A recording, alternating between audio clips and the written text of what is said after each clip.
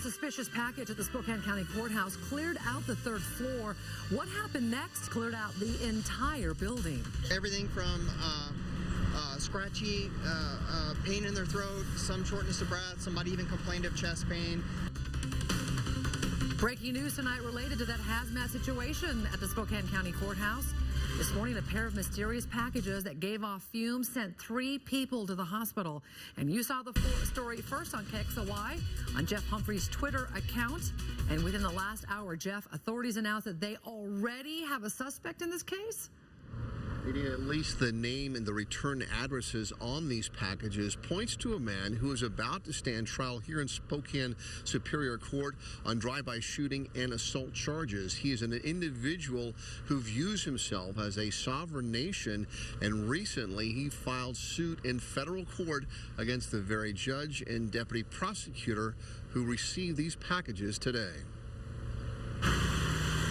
As fire trucks showed up at the courthouse, Spokane police shut down Broadway Avenue. As more and more people complained of breathing problems, sheriff's deputies realized the tainted mail was no accident. So at approximately 10:30 this morning, a package was opened by one of the county employees.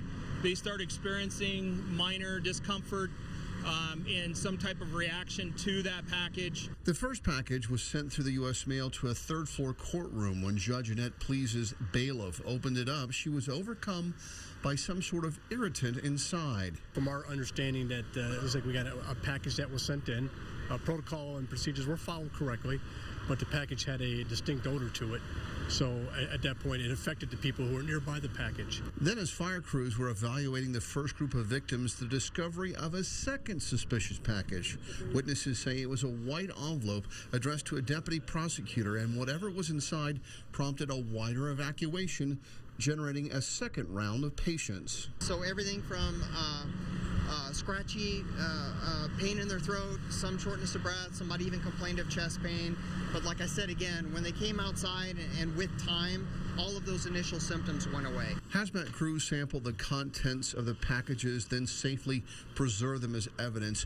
Whatever irritant inside was determined not to be toxic. I can tell you right now, the building's safe, and there was no detectable weapons of mass destruction in the atmosphere or another type of irritant, even like the mace or something like that. We didn't find any traces of that. And so, Nadine, 3 courthouse employees taken to the emergency room as a precaution. Tonight, they are all home safely resting because this does appear to be a deliberate attempt to intimidate or harass the criminal justice system. The FBI taking the lead in this investigation. The probe now focusing on someone in this gentleman's camp. As best I can tell, the suspect, the person that's about to stand trial, he's locked up in our jail. It's really hard to send outbound mail like this, and so now detectives or FBI agents looking at someone in his camp to find out if they sent these packages and if there was nothing toxic in there. If this was just a souped up stink bomb, then have laws really been broken? We'll know more and when this person's named tomorrow in federal documents. Reporting live in Spokane, Jeff Humphrey, KXLY4.